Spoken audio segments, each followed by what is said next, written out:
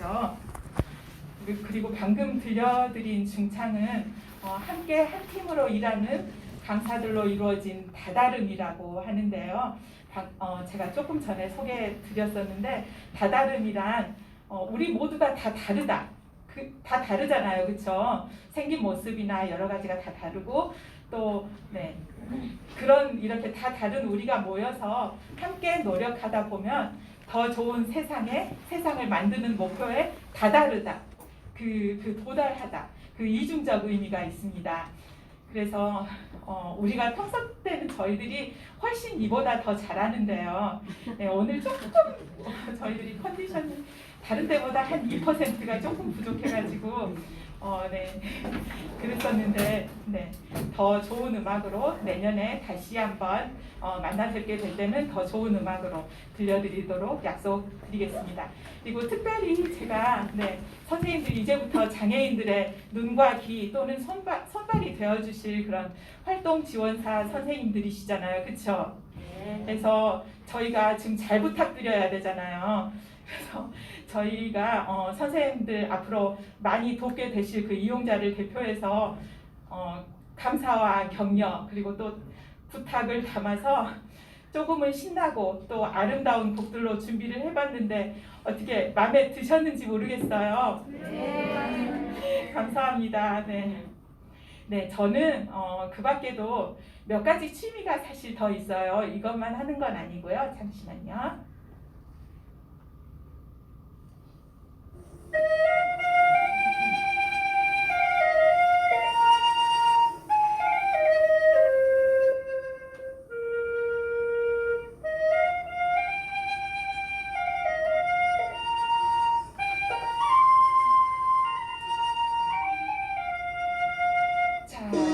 자, 이게 뭘까요? 네, 뭐 비슷하죠, 그렇죠? 리코더처럼 생겼죠, 그렇죠? 이게 영화 그 타이타닉 주제곡 왜 My Heart Will Go On 아시죠?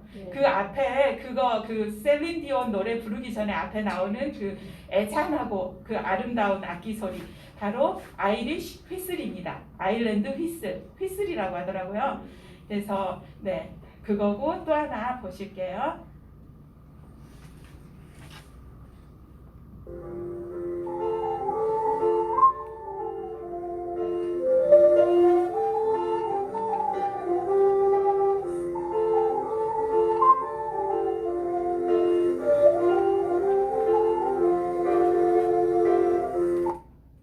이것은 자연에서 빚어진 맑은 소리. 저는 물론 그게 아니고 저는 초딩용 그 플라스틱이긴 하거든요. 근데 보통은 도자기로 만들어져 있는 여러분들도 잘 아시죠? 저게 뭘까요? 오카리나.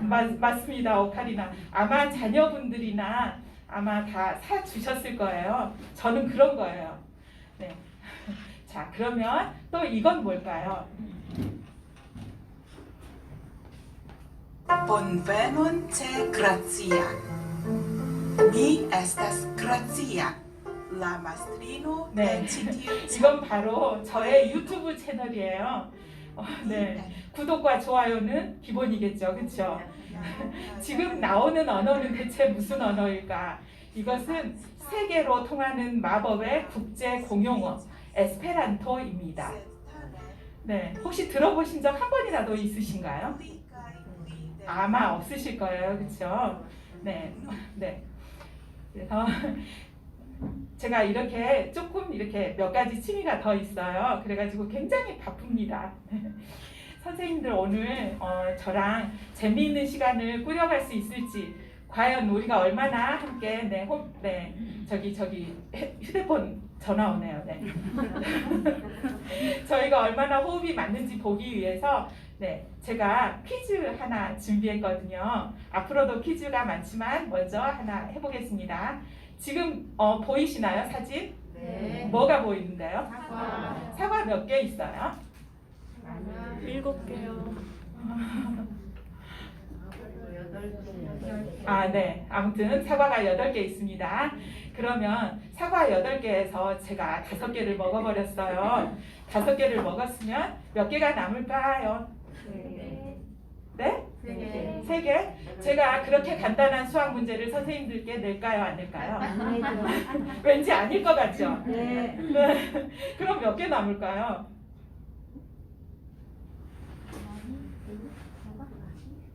누가 방금 뭐라 그랬는데? 들었는데? 네. 뭐라고 그랬었는데? 방금 비슷한 답을 맞추셨는데, 안타깝다. 네. 제가 요구하는 답은 5개였습니다. 5개를 먹었는데 왜 5개가 남을까요? 8개밖에 없었는데, 그쵸? 이것은 먹는 게 남는 거기 때문입니다. 그럴듯하죠? 그럴듯하죠? 그쵸? 네. 이렇게, 네. 사과는 먹어야 남지만 강의는 들어야 남습니다. 그래서 오늘 선생님들과 함께하는 이 시간을 뭔가 남는 시간, 장애인들의 든든한 버팀목이 되시는데 제가 한 줌의 밑거름 같은 그런 알찬 시간이 되도록 저는 최선을 다하겠습니다. 그것을 위해서는 선생님들도 저에게 열렬한 박수와 그리고 뜨거운 반응과 이런 게 필요한데 어떻게 그렇게 해주실 거죠? 네. 감사합니다. 센스도 좋으시고 너무 일을 잘하실 것 같으세요 앞으로. 네. 이용자도 엄청 많으실 것 같아요. 네. 자, 그러면 우리가 직장 내 장애인 인식 개선 교육을 시작하는데요. 이 교육에는 고용공단에서 정하고 있는 4가지 필수 내용이 있어요. 그래서 이거는 꼭 하라는 게 있거든요. 그게 뭐냐면 네.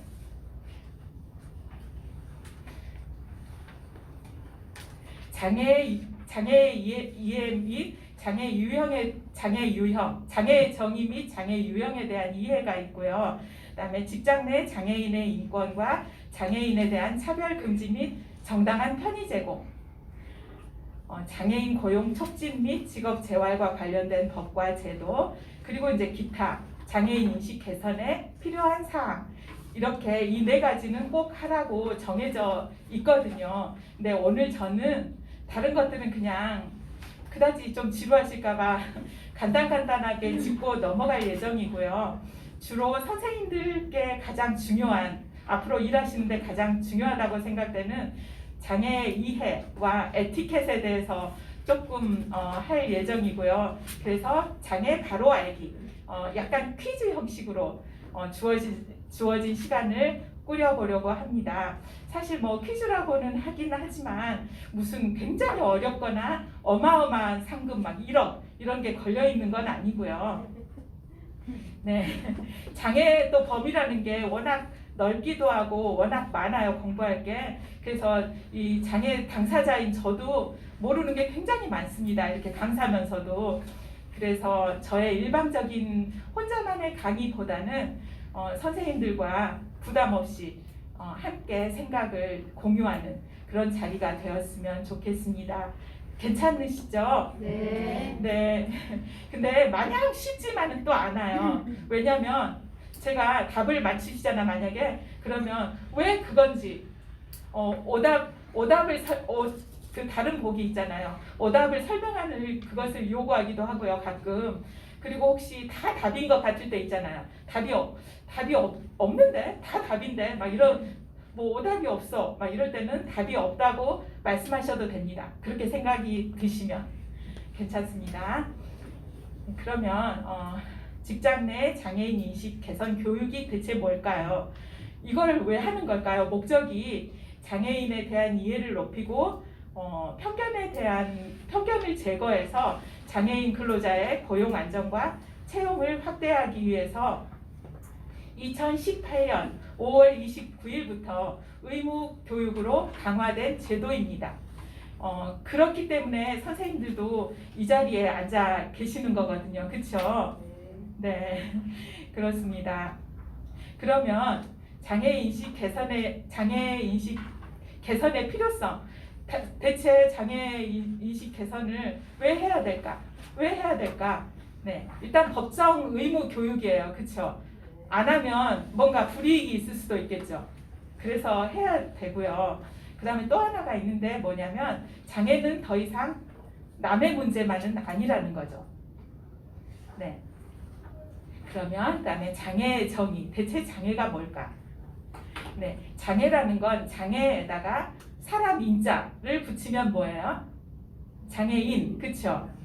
네, 장애인이라는 건 보는 관점에 따라서 조금씩 정의가 여러 가지로 내려지긴 하지만 우리나라 장애인 복지법에는 장애인은 신체적, 정신적 장애로 인해서 오랫동안 일상생활, 사회생활, 그런데 상당한 제약을 받는 사람이라고 되어 있고요.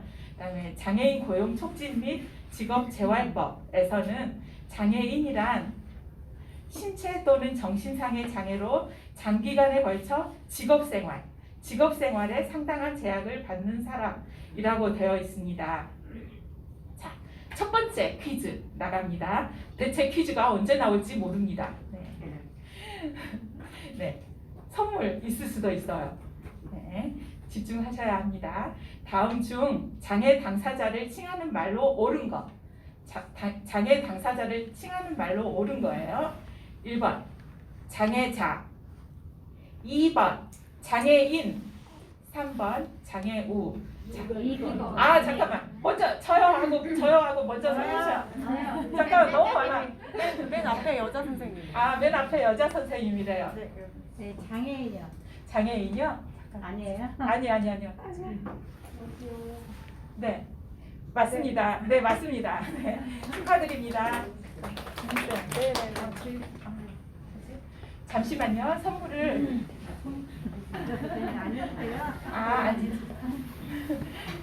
그래도 사람이 왜 그런 거 있잖아요. 별것도 아닌데 왠지 받으면 재밌잖아요. 그렇죠? 네. 네, 맞습니다. 네.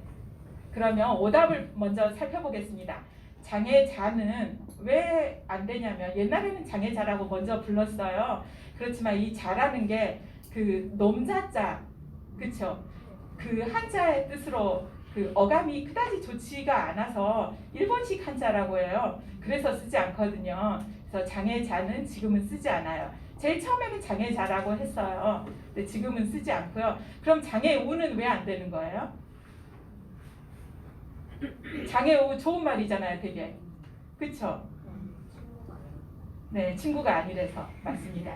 장애우는 친구라는 뜻이거든요. 벗우자, 그쵸?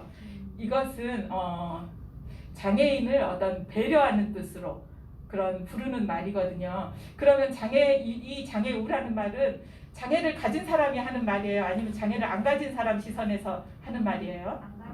장애를 안 가진 사람, 그쵸? 장애를 갖지 않은 사람의 시선에서 칭하는 말입니다. 그래서 주체적인 뜻이 없어요. 객체적인 뜻이에요. 객체적인 뜻이라고 하거든요. 만약에 나는 시각장애우야. 나는 나의 시각장애인 친구야. 좀 이상하죠? 그쵸? 조금 이상하잖아요. 그쵸? 그리고 만약에 제가 이렇게 말씀을 드리면 네, 지금 교육을 듣고 계시는 분은 장애인 복지 실천회의 신규 또는 보수 활동 지원사 친구들입니다. 네, 이렇게 말하면 좀 그렇잖아요. 그쵸? 자, 오늘은 특별히 공무원 친구들이 와서 도와주시겠습니다. 좀 그렇죠. 그쵸? 그래서 이런 말을 쓰지 않고 가장 몸이 건조하긴 하지만 장애인이라는 표현, 지금 현재는 그 표현을 가장 쓰시면 올바른 용어가 되겠습니다. 자, 두 번째 문제 나갑니다. 두 번째 문제. 자, 장애를 갖고 있지 않은 사람을 칭하는 바른 용어. 장애를 갖고 있지 않은 사람을 칭하는 바른 용어. 1번 일반인, 2번 정상인, 3번 비장애인. 앞에서 오른쪽에 앞에서 두 번째 앉으시는. 오른쪽 앞에서 두 번째 체크 앉으신. 남색 체크만 봐. 네. 네? 3번 비장애인. 네, 맞습니다. 네, 맞습니다. 박수 좀 쳐줘보세요. 오늘 맞췄는데요.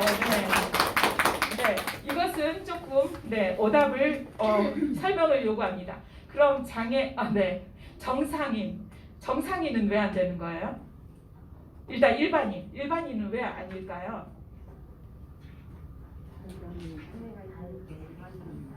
그러니까 장애가 없는 사람을 지금 부르는 호칭이거든요. 그러니까 장애가 없는 사람 일반인. 왜 안 되냐면 일반인이라고 하면 그럼 장애가 없는 사람을 일반인이라고 하면 장애인은 특수인이 되죠. 특별한 사람, 그쵸? 뭐 어느 정도는 특별할 수 있겠으나 네, 저는 특수인 취급을 받고 싶진 않습니다. 네, 그래서 이거는 좀 일단 아웃이고요. 그러면 정상인은 어때요? 정상인이면 장애인은 비정상인이죠. 네, 전 역시 비정상 취급도 받고 싶지 않습니다. 네, 네, 그래서 지금은 장애를 갖고 있는 사람은 장애인, 장애를 갖고 있지 않은 사람은 비장애인 이렇게 불러주시면 되겠습니다. 아마 다 배우셨을 거예요, 교육 때, 그렇죠? 네, 그러면 장애를 보는 시선에 대해서 조금 알아보면 선생님들 혹시 여기 오시기 전에, 그러니까 교육 받으시기 전에 전혀 경험 장애인 세계에 들어오는 그런 전혀 인연이 없으실 때 장애인 하면 어떤 생각이 드셨나요? 솔직하게 말씀해 주시면. 네. 몸이 불편한 사람 맞습니다. 네, 몸이 불편하죠. 그렇죠. 또 다른 의견. 네. 예전에 저 어렸을 때만 해도 지금도 그럴 거예요. 연령이 60대 이상인 분들은 장애인을 봤을 때 굉장히 참 이쁘게도 생겼는데 막 이러잖아요. 왜? 되게 불쌍하다는 그런 시선으로 보시죠. 그렇죠? 그리고 또 뭐 어떻게 도와줘야 될지 모르겠다. 조금은 무섭다. 그리고 대부분의 청년 세대들은 장애인 하면 그냥 별 생각이 없습니다. 무관심하거나 아니면 특별히 장애인만 혜택 받는 거 아니야? 하고 조금은 약간의 질투, 뭐 조금 부러움, 뭐 이런 생각을 하는 분들도 있긴 해요. 어떤 면에서 장애인이 혜택이 있다고 생각하시나요?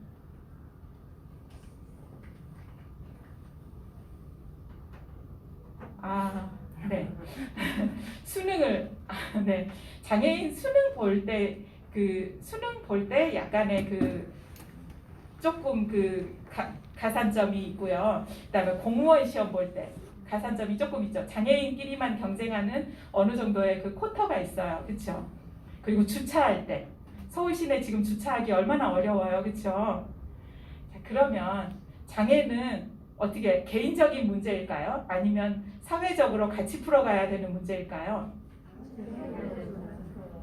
같이 풀어가는 문제죠. 그렇죠? 자, 여기서 퀴즈 세 번째 나갑니다. 2022년 현재 우리나라에 등록된 장애인 인구는 자, 객관식 있는데 네, 보시고 저요 해보세요.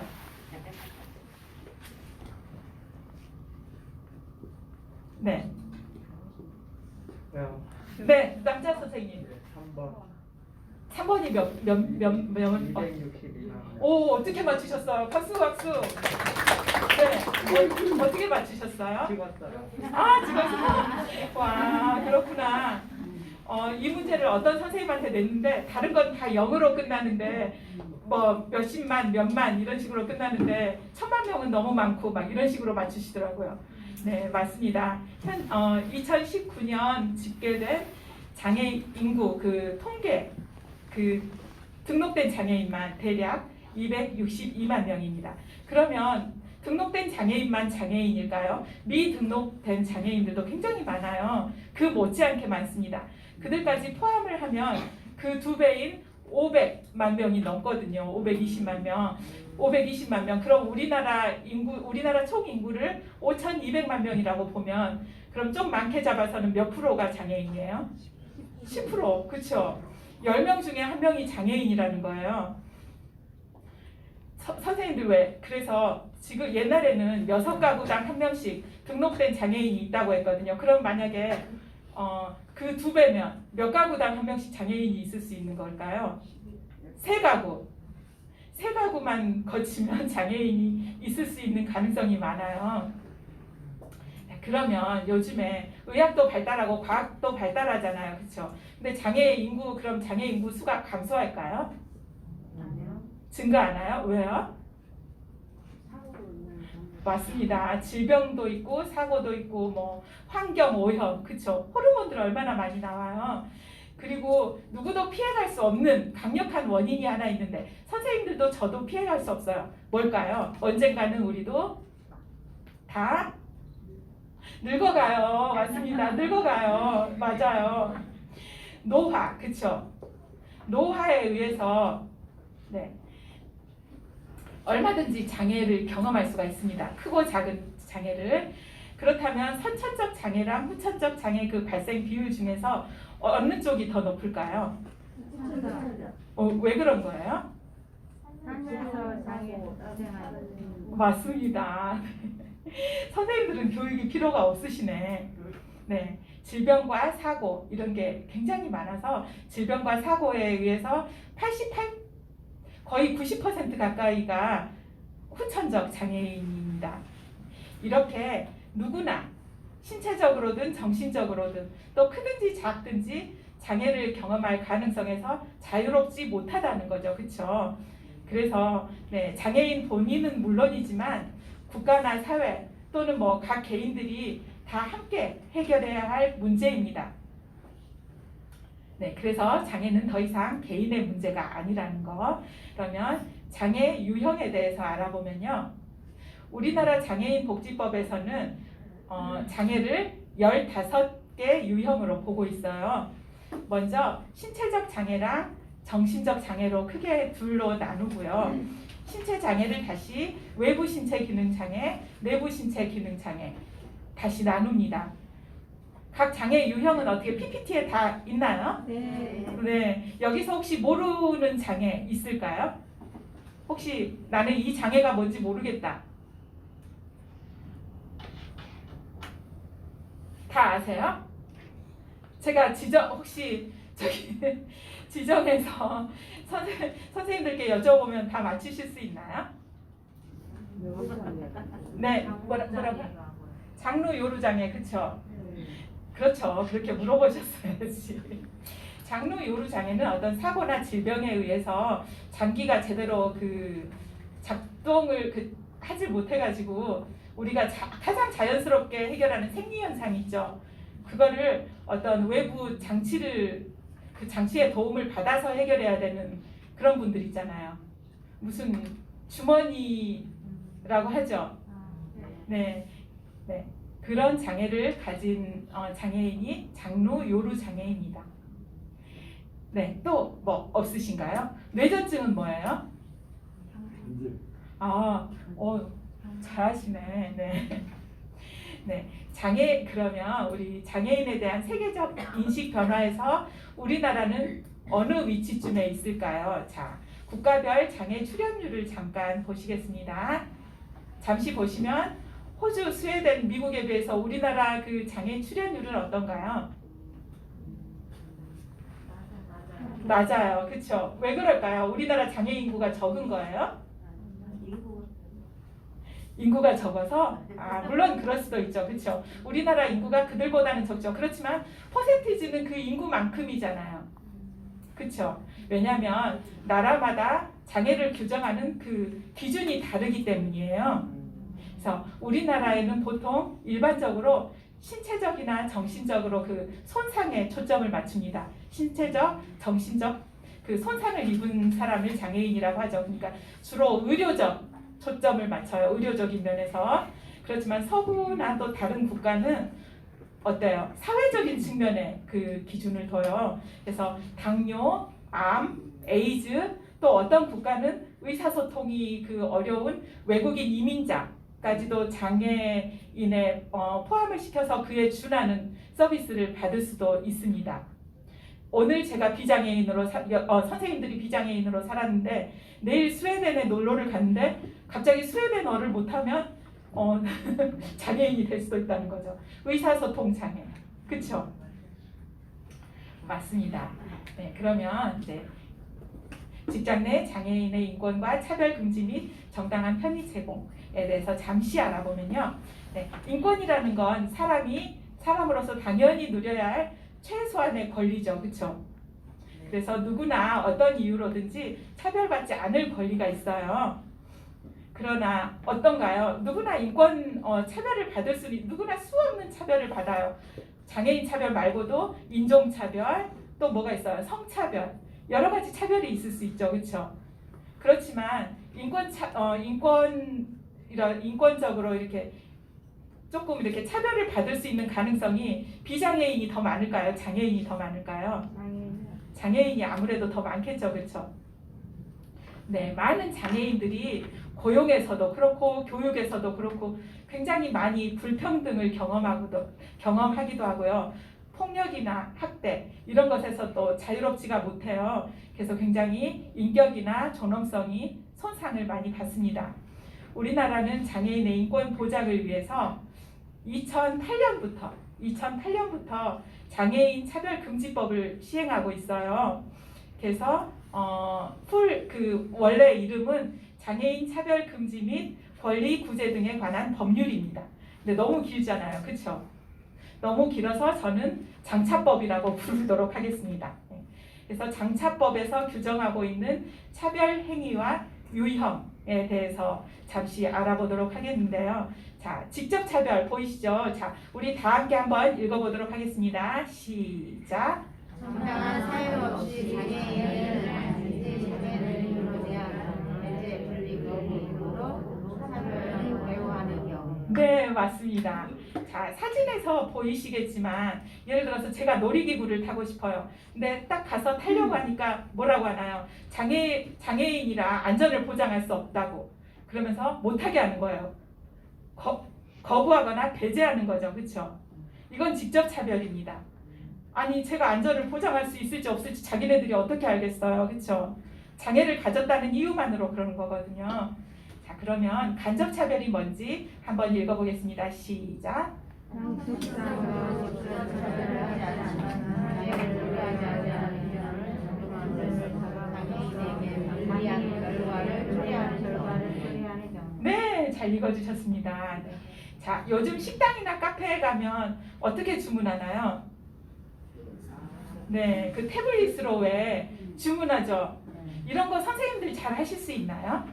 잘 못해요. 아유, 큰일 났네. 우리 장애인들도 못하는데 이제 선생님이 해주셔야 되는데 어떡하지? 네. 네, 이게 왜 그 간접 차별이냐면 이거는 장애를 고려하지 않는 그 기준을 적용하는 경우잖아요. 근데 왜 이게 직접 차별은 아니냐면 모두가 사용하라고 했지 시각장애인은 사용하지 마세요. 이게 아니잖아요. 그렇죠? 누구나 사용을 할 수 있지만 시각장애를 위해서 특별히 뭐 이어폰을 꽂아서 터치 버튼이 아니고 이렇게 버튼식으로 해서 뭐 음성으로 들려준다던가 이런 게 안 돼 있잖아요. 그렇죠? 그래서 이것은 그냥 아무 기준을 적용하지 않고 그냥 장애를 생각하지 않고 그냥 아무나 이용할 수 있는 그냥 그 시설을 만들어 놓은 거잖아요. 네, 그래서 이것은 간접 차별 대표적인 예예요. 여러 가지가 있어요. 그리고 이제 정당한 편의 제공 거부에 의한 차별 읽어보겠습니다. 시작. 과도한 현재 곤란한 정당한 이유 장애인에게 편의시설이나 서비스의 제공을 거부하는 경우. 네, 맞습니다.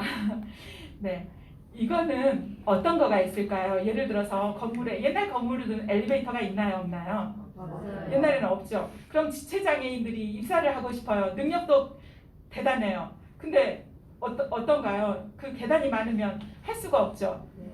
그럴 때는 어떻게 해줄 수 있을까요? 물론 엘리베이터를 설치해주면 가장 좋죠. 근데 이제 예를 들어서 굉장히 많이 돈이 든다고 하면 예를 들어서 경사로를 조금 고려할 수도 있겠죠. 경사로를 깔아주는 방법, 그렇죠? 엘리베이터를 해주면 얼마나 좋겠어요. 그보다 더 좋은 베스트가 없죠, 그렇죠? 네, 그렇지만 이제 경사로를 깔아도 이건 정부에서 충분히 지원이 되거든요. 장애인을 고용하는 거기 때문에. 네, 그 밖에도 광고에 의한 차별도 있고 장애인 동행인에 대한 차별, 또 보조견, 보조기구에 대한 차별 등등이 있습니다. 자, 퀴즈 나갑니다. 다음 예시 중에서 차별 요소가 들어가지 않은 것, 맞춰보도록 하겠습니다. 은행에서 시각장애인에게 네, 고객님 서명은 직접 하셔야 합니다. 이게 1번이에요. 2번, 식당이나 카페에서 키오스크로만 주문을 할 수 있게 하는 경우. 3번, 우리 회사는 계단이 많아서 귀하는 근무하기 어렵습니다. 이게 3번입니다. 4번은 죄송하지만 저희 식당은 다른 손님들한테 피해가 될까봐 강아지 출입은 안 됩니다. 다른 곳을 찾아주세요. 이게 4번입니다. 자, 5번은 장애인하고 동행인이 딱 들어가려고 하는데 네, 사전 등록하지 않으신 분은 들어오실 수 없습니다. 사전 등록하신 분만 들어오세요. 이렇게 하는 거예요. 자, 몇 번? 없어요? 5번 사전에 등록한 사람만 들어오라고 하는 거야? 그러면 만약에 동행인이 등록을 안 했어. 그럼 장애인만 들어가는 거네? 4번? 1번. 아우, 각가지가 다 나오시네. 네. 네, 그쵸? 네. 방금 누가 답을 맞히셨었는데, 처음에. 3번? 귀하는 저희 회사의 근무가 어렵습니다. 계단이 많거든요. 이건 제가 방금 설명을 해드렸던 것 같습니다. 네. 없어요. 그쵸? 방금 없다고 하신 분. 1번. 아니, 방금 분홍색 블라우스 입으신 네, 분홍색 블라우스. 와, 저랑 똑같은 비슷한 옷 입으신 건가 보다. 쟤랑 나랑 같은데. 네, 감사합니다. 네. 왜 답이 없어요? 다 차별이 들어가 있죠. 네. 대표적으로 우리가 가장 많이 듣고 사는 그 차별 사례거든요. 네, 그러면 이제 장애인 고용 촉진 및 직업 재활과 관련된 법과 제도에 대해서 알아보는데요. 제가 잠시 10초 시간 드릴 거거든요. 잠시 저 화면을 봐주세요.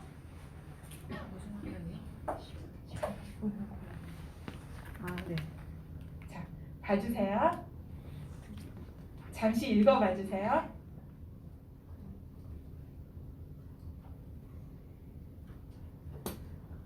네, 다 읽으셨죠?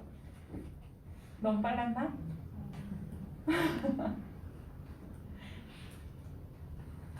네, 다 읽으셨다고요? 감사합니다. 네. 5번째 퀴즈 나갑니다. 다음 중 기업이 의무 고용률을 초과해서 장애인 근로자를 고용했을 때 받을 수 있는 경제적 혜택의 이름은? 경제적 혜택입니다. 1번 장애인 고용 위로금, 2번 장애인 고용 상금, 3번 장애인 고용 장려금. 3번. 네, 맞습니다. 네, 장애인 고용 위로금 어떠세요? 네, 우리나라는 어떻게 장애인도 이웃입니다. 장애인을 예를 들어서 공공기관에는 3.6%, 민간기관에는 3.1% 이상 고용하셔야 됩니다. 이렇게 하면 어이구 그래요? 고용해야지. 이렇게 고용하나요? 기업주들이? 아니에요. 절대 안 하시죠. 바쁘고 번거롭다고 생각하시잖아요. 그렇죠? 그래서 우리나라는 장애인 고용 촉진을 하기 위해서 의무 고용제를 채택하고 있어요. 의무 고용률을 적용하거든요.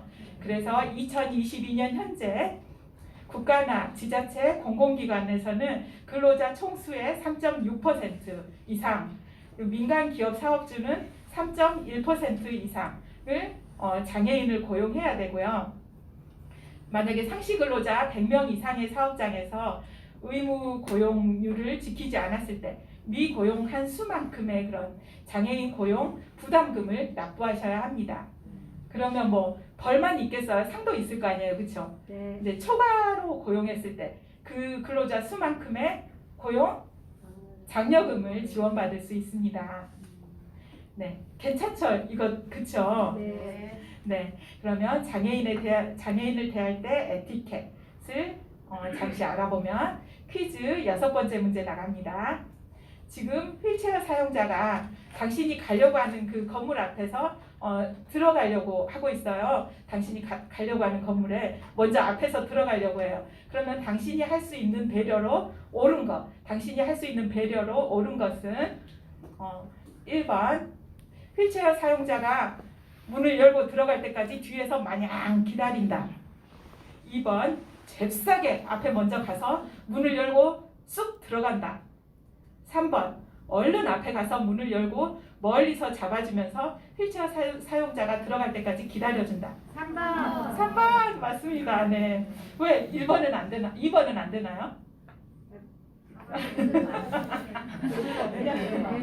네, 휠체어 사용자는 문을 열기가 힘듭니다. 그럼 자동문이 아닌 경우에는 또 자동문은 가끔 또 좁죠, 그렇죠? 회전문 같은 건 또 좁은 경우가 있어요. 그냥 열리는 자동문은 괜찮은데 회전문은 또 어렵고 그렇죠. 네, 그러면 7번째 퀴즈 나가겠습니다. 다음 중 시각장애인과 보행할 때 올바른 보행 방법입니다. 1번 시각장애인의 뒤에서 팔을 끼고 앞으로 밀어준다. 2번 지팡이의 반대편에 서서 한 팔을 살짝 빌려주면서 팔꿈치를 잡으면 반보 앞에서 걷는다. 3번은 왜 안 돼요? 안 되니까. 아, 안 되는구나. 알겠습니다. 하나 배웠네요. 네. 그쵸? 아, 지팡이 끝을 가끔 진짜 잡는 분들 예전에 계셨어요. 지팡이 끝을 잡고 막, 자, 이리 와 하면서 막 끌고 가는 거예요. 네. 그 밖에도 시각장애인과 함께 할 때 그 몇 가지 에티켓이 있어요. 일단 계단이 있을 때 바로 그 한보 앞에서 잠깐 멈추시면 돼요. 아니, 잠깐 멈추시거나 혹시 상황이 허락이 되면 아주 작게 올라갑니다, 내려갑니다. 이렇게 말씀해 주시면 되거든요. 네, 그리고 시각장애인에게 이제 자리를 안내할 때 있잖아요. 자리를 안내할 때는 그 사람 어깨를 막 밀어서 뒤로 밀어서 딱 갖다 앉혀주지 마시고 손을 잡으세요. 손을 잡아서 의자 등받이를 만져주시면 되거든요. 의자 등받이를 만져주시면 의자가 어떻게 놓였는지 그 방향을 알고 딱 시각장애인들이 앉을 수가 있습니다. 그리고 지하철 탈 때 지금은 스크린 도어가 있어서 많이 위험하지는 않지만 만약 급하지 않다면요. 이용자가 열차 타기 바로 전에 그 플랫폼 끝 있잖아요. 거기에 보도블록 있거든요. 거기를 꼭 발로 더듬을 시간을 주셔야 돼요. 더듬을 시간을 꼭 주시기 바랍니다. 안 그러면 위험할 수가 있거든요. 특히 바로 그 앞에 서 있다가 탈 때는 괜찮은데 문이 열려 있는 상태에서 뒤에 줄 서 있다 탈 때 있죠. 그럴 때 지하철하고 승강장 사이가 넓으면 그 굉장히 위험할 수가 있어요. 그리고 타고 있는데 문이 닫히면 어떻게 돼요? 네, 팔이나 가방이 낄 수가 있죠. 굉장히 그 기분이 묘해요, 그거. 저도 당해봤거든요. 네, 자 여기까지 혹시 한번 보여주실 분? 네, 네. 자, 2분만 지원자를 받겠습니다. 네, 용기 있으신 분? 지하철 실험은 못하고요. 네, 보행하는 것만 잠깐 해보도록 하겠습니다.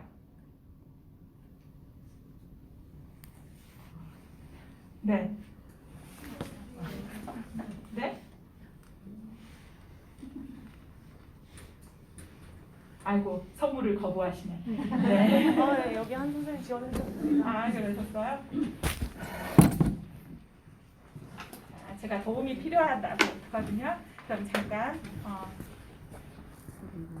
올라가세요. 자, 이제 다가오셔서 도와드릴까요? 도와드릴까요? 네, 감사합니다. 저기 입구까지만 좀 같이 가주시겠어요? 네. 내려갑니다. 네. 조금만 더 가주시죠. 그냥 신발 신을게요. 아, 네, 감사합니다. 네, 감사합니다. 자, 마스크 선물로. 아니, 저 앉아서 다른 거. 아니에요, 쌤. 네, 감사합니다.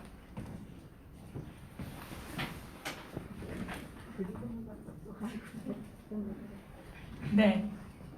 그리고 이동하지 않고 함께 집안에 있을 때 있죠. 함께 실내에 있을 때는 여닫이 문은 시각장애인에게 가장 큰 흉기가 됩니다. 특히 그 철문 있잖아요. 거기는 꼭 확실하게 열어놓든지 아니면 꼭 닫든지 그 둘 중에 하나를 꼭 하셔야 돼요. 안 그러면 정말 크게 다치거든요.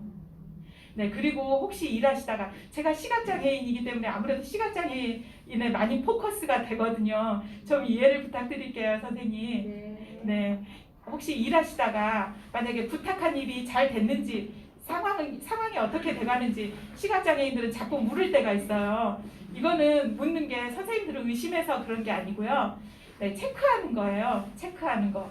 그러니까 귀찮으시더라도 너무 짜증내지 말아주시고요. 참을성 있게 대답을 해주셨으면 감사하겠습니다. 예로 만약에 제가 초록색 스커트가 있어요. 초록색 스커트랑 같이 입으려고 흰 블라우스를 이제 블라우스가 딱 디자인이 똑같은 게 3개가 있어요. 뭐 흰색, 노란색, 핑크색 이렇게 3가지가 있어요. 그럼 초록색하고 가장 무난한 그 블라우스가 흰색이라고 이제 제가 생각을 해서 흰색 블라우스를 선생님한테 꺼내놔 달라고 한단 말이에요. 근데 선생님들이 지금 일하고 있어요. 일하고 계시니까 제가 선생님 이따가 내일 입어야 되니까 아침에 입을 거 그 흰색 블라우스 좀 꺼내놔 주시겠어요? 네, 한단 말이에요. 하고 일을 또 하고 있다 잊어버려. 그럼 이따가 선생님 혹시 블라우스 꺼내 놓으셨어요? 또 물어봅니다. 네, 그러면 이따가 꺼내 놓을게요. 그래. 그래서 또 조금 있다가 일하고 있으면 또 물어봅니다. 선생님, 이따가 꺼내 놓는다니까요. 네, 이렇게 되거든요. 왜냐하면 어제 일도 기억을 우리가 하지 못하잖아요. 돌아서면 잊어버리는 이렇게 건망증이 있을 수가 있어요. 그렇죠? 그리고 만약에 일이 잘못돼서 선생님들이 만약에 블라우스를 잊어버리고 안 꺼내놓고 갔어. 그럼 내일 아침에 시각장애인은 흰색을 입으려다가 잘못하면 뭐 핑크색 뭐 이런 걸 입을 수도 있겠죠. 또는 노란색 원하는 색깔이 아닌 거 그런 것을 입을 수 있으면 손해는 누가 봐요? 시각장애인이 보죠. 네, 그리고 또 이제 옷차림이 너무 조화가 안 됐을 때 있죠. 미스매치는. 지금 제 옷은 어떤가요 오늘? 예뻐요. 감사합니다. 네. 그 옷차림이 좀 별로 안 어울릴 때는 조용히 다가가셔서 무안하지 않게 이 색에는 이 색보다는 이 색이 무슨 색이 어울립니다. 이렇게 조용히 말씀을 해주시면 되거든요. 그런 색을 입고 오면 어떡해? 이렇게 하면 조금 무안하죠, 그렇죠? 네. 그리고 이제 청각장애인과 함께 대화를 할 때는 눈을 맞추면서 또박또박 발음을 해주시고요. 또 경우에 따라서는 필담도 굉장히 좋은 방법이거든요. 특히 직장에서 뭐 공지사항 같은 거 있을 때는 꼭 게시판에다가 표시를 해주셔야 돼요. 이제 선생님들은 당연히 그러시겠지만, 그리고 지적장애인하고 대화를 나눌 때는 쉬운 말로 해야 돼요. 쉬운 말로 된 짧은 문장으로 천천히 말을 해주셔야 되고요. 또 그 말을 할 때 너무 좀 이제 언어가 어눌할 수 있잖아요. 답답하고. 그렇다고 알았어 그러면서 막 중간에 끊어버리거나 또는 나이랑 상관없이 무조건 반말을 하실 수도 있죠. 그렇죠? 그러시면 안 되고요. 나이에 맞게 대우를 해주시고 인내심 있게 꼭 말을 끝까지 들으시다가 그 말이 끝나면 지금 이런 말씀이시죠? 하고 꼭 한번 요약을 해주시는 게 필요합니다. 그리고 자폐성 장애인들은 대부분 어떤 게 어렵나요? 사회적으로 어려움이 많죠. 그렇죠? 그분들은 사회생활이 굉장히 어렵거든요. 그래서 낯선 상황이나 사람에게 직면하면 굉장히 두려워합니다. 그래서 사전에 되게 여러 번 반복적으로 설명을 해주셔야 되고 가끔은 예행 연습이 필요하기도 합니다. 네, 선생님이 그러니까 가장 확실한 거는 선생님의 이용자가 아닌데 장애인이 도움이 필요해 보인다. 그러면 가셔서 어떻게 도와주고 싶은데 어떻게 해야 될지 모를 때는 가셔가지고 다가가서 제가 도와드릴까요? 이렇게 물어보시면 그 사람이 필요하다고 하면 어떻게 도와주세요. 이렇게 말씀을 하시면 도와주시면 아주 구세주가 천사가 되고요. 만약에 괜찮습니다. 감사합니다 하시면 그냥 가시면 돼요. 네, 이렇게 가장 확실하고 안전한 맞춤형 도움을 줄 수 있는 방법은 가서 그냥 도와드릴까요? 하고 물어보는 게 가장 좋을 것 같아요. 또 모르고 그냥 도와주면 또 필요 없을 수도 있잖아요. 그렇죠? 네, 그 다음에 장애인이 편한 세상은 모두가 편하다. 장애인이 편한 세상은 모두가 편하다. 여기에 지금 보이는 게 뭔가요?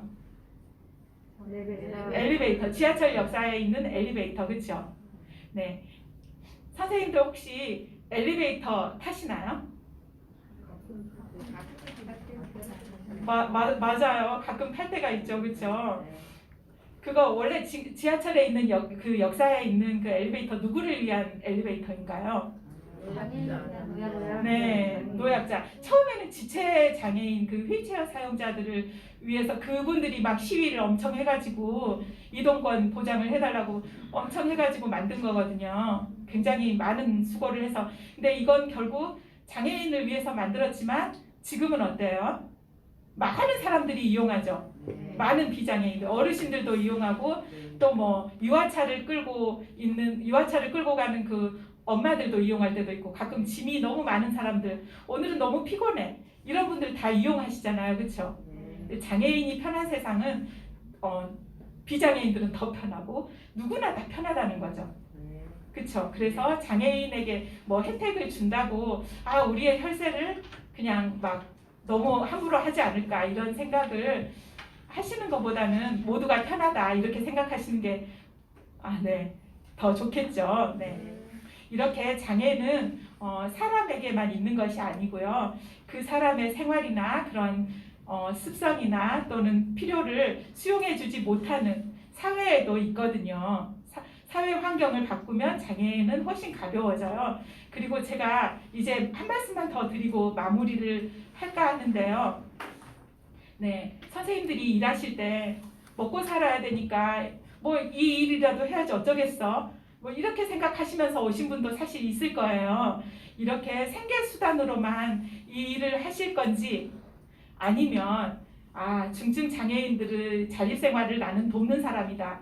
이런 그런 더불어 사는 사회를 만드는데 조금이라도 그 견인차가 되는 그런 자부심을 갖고 일을 하실 건지 저는 선생님들의 정말 현명한 생각을 믿습니다. 그리고 선생님들은 장애인들에게 없어서는 안 될 굉장히 보석 같은 존재이시거든요.